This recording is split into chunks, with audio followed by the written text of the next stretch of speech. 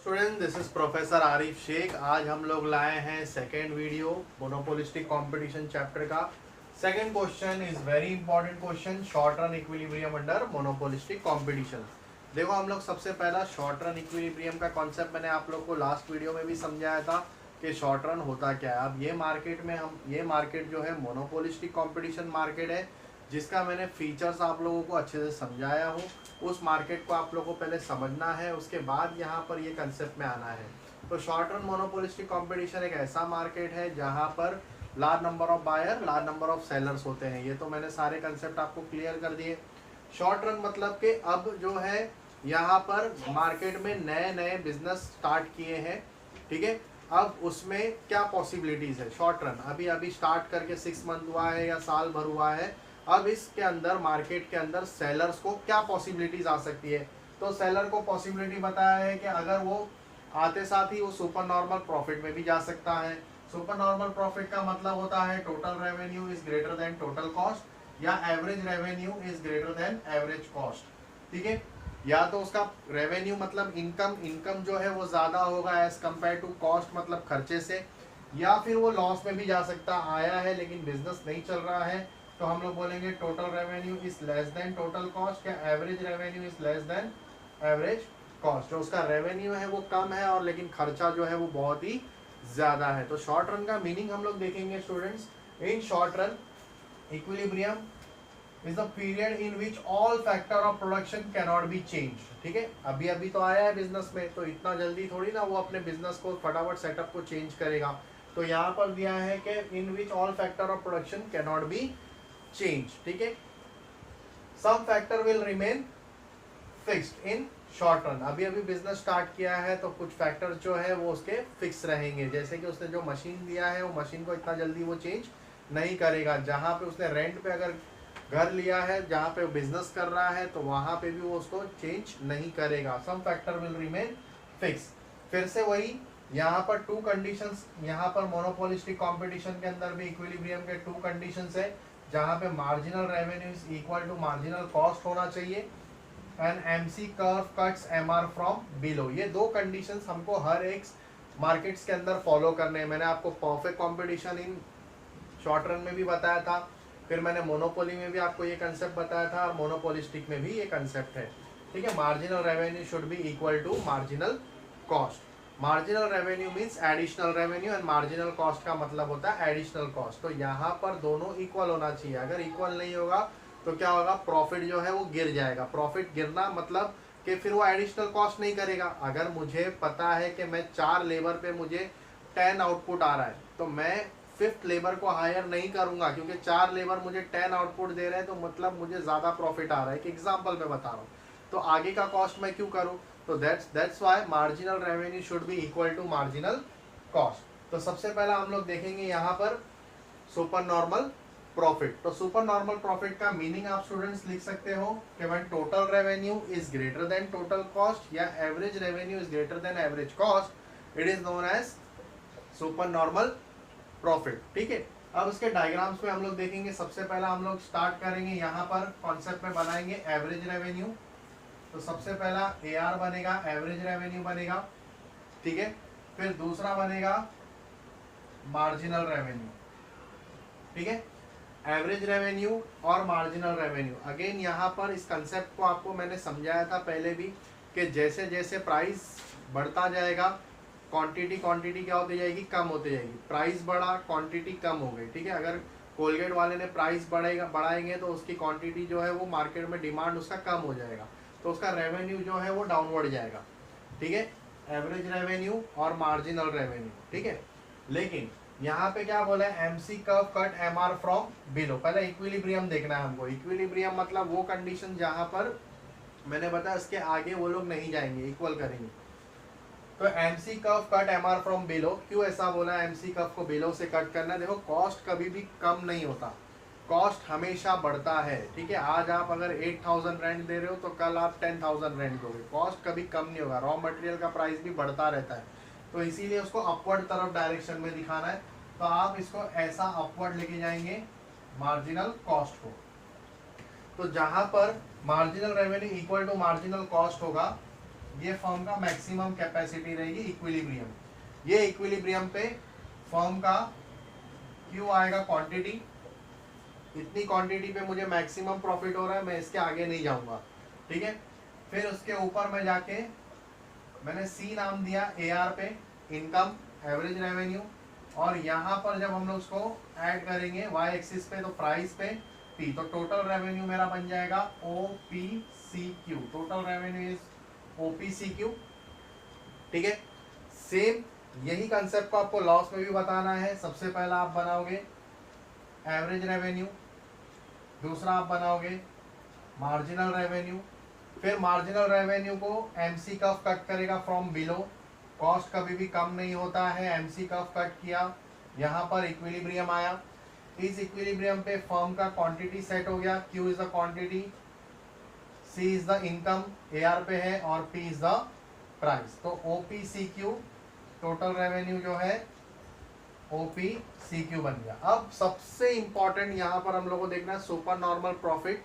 अब कॉस्ट को कवर करना है हम लोग को, तो एवरेज रेवेन्यू हमारे पास है, टोटल रेवेन्यू भी है हमारे पास। अब हम लोग निकालेंगे यहाँ पर एवरेज कॉस्ट को, तो दोनों में हम लोग एवरेज कॉस्ट प्लॉट करेंगे।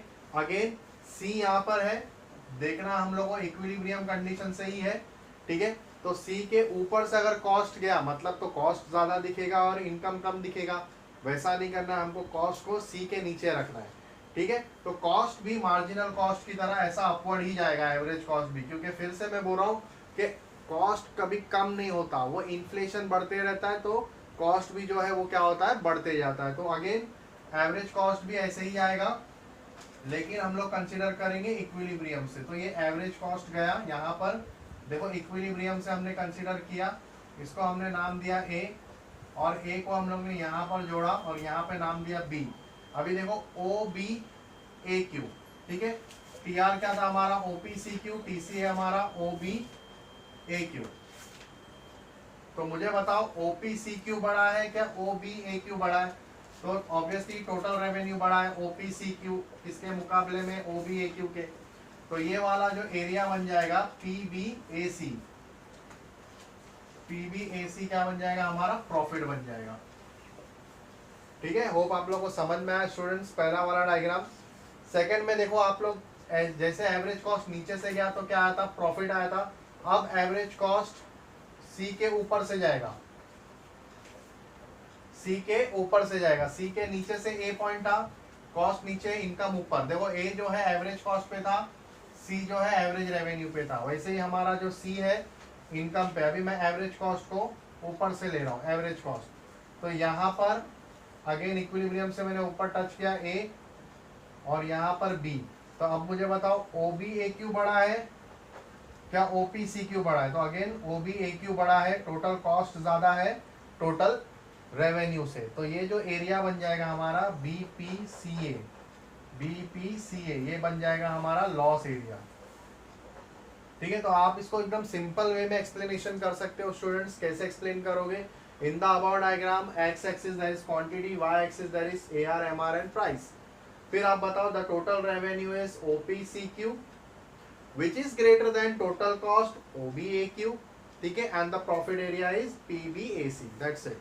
यहाँ पे भी आप वैसे ही करोगे, तो टोटल कॉस्ट इज, अब टोटल कॉस्ट बड़ा है तो OBAQ and total revenue is OPCQ, ठीक है, और लॉस एरिया इज BPCA। तो ये था हमारा short run equilibrium under monopolistic competition. इसके बाद हम लोग लॉन्ग रन वाला वीडियो करेंगे। नेक्स्ट वीडियो में हम लोग मिलेंगे long run equilibrium under monopolistic competition के साथ, ठीक है। यहाँ पर अब जरा ध्यान देना स्टूडेंट्स, हम लोग मिलेंगे नेक्स्ट लॉन्ग रन में जो इसका बेस होगा। तो आपको ये वीडियोस देखना बहुत जरूरी है लॉन्ग रन के मोनोपोलिस्टिक कंपटीशन करने के लिए। तो पसंद आया वीडियो तो लाइक करो, शेयर करो। मिलते हैं नेक्स्ट वीडियो में। सो स्टूडेंट्स, हमारा जो नेक्स्ट क्वेश्चन है वो है long run equilibrium under monopolistic competition. अभी मैंने आप लोग को शॉर्ट रन के बारे में समझाया। अब ये बिजनेस में मान लो कि किसी सेलर को लॉन्ग रन मतलब ज़्यादा कंटिन्यू उसने अच्छे से कर लिया है, ठीक है, ज़्यादा कंटिन्यू किया, 5 साल 10 साल 15 साल उसको अगर ये बिजनेस में हो गया है तो that's called long run equilibrium under monopolistic competition. अब सीधी सी बात है कि अगर सेलर ज़्यादा प्रॉफिट कमाता है, ठीक है, तो उसको देख के दूसरे फर्म भी अट्रैक्ट होंगे, क्योंकि ये मार्केट जो है वो फ्री एंट्री एंड एग्जिट्स वाला मार्केट है। तो उसको देख के दूसरे फर्म्स भी मार्केट के अंदर एंट्री करेंगे। उससे क्या होगा, उसका जो कंपटीशन लेवल है वो बढ़ जाएगा, ठीक है, और कहीं ना कहीं आउटपुट ज़्यादा हो जाएगा। आउटपुट ज़्यादा होने की वजह से मार्केट प्राइस जो है वो फॉल होने लगेगा। प्राइस फॉल होने लगेगा तो उसका प्रॉफिट भी जो है वो कम हो जाएगा। तो जो नॉर्मल सुपर नॉर्मल चल रहा था उसका पहले प्रॉफिट अब वो कन्वर्ट हो जाएगा किसमें, नॉर्मल प्रॉफिट में। तो लॉन्ग रन में याद रखना, सेलर हमेशा नॉर्मल प्रॉफिट अर्न करता है, वो सुपर नॉर्मल कंटिन्यू नहीं रख सकता। ये मोनोपोली मार्केट नहीं है कि इसके कोई सब्सटीट्यूट नहीं आएंगे। बाजार में इसके मार्केट में सब्सटीट्यूट बहुत ज़्यादा आने की वजह से इसका जो प्रॉफिट रेशियो है वो गिर जाएगा, that he will continue only normal profits. तो यहाँ पर in the long run all factor of productions are change, ठीक है, वो अपने हिसाब से जैसा उसको चेंज करना है मार्केट में वो चेंज कर सकते हैं फैक्टर ऑफ प्रोडक्शंस को, ठीक है, जैसे मशीन चेंज करना है, लेबर चेंज करना है, दे कैन चेंज इट।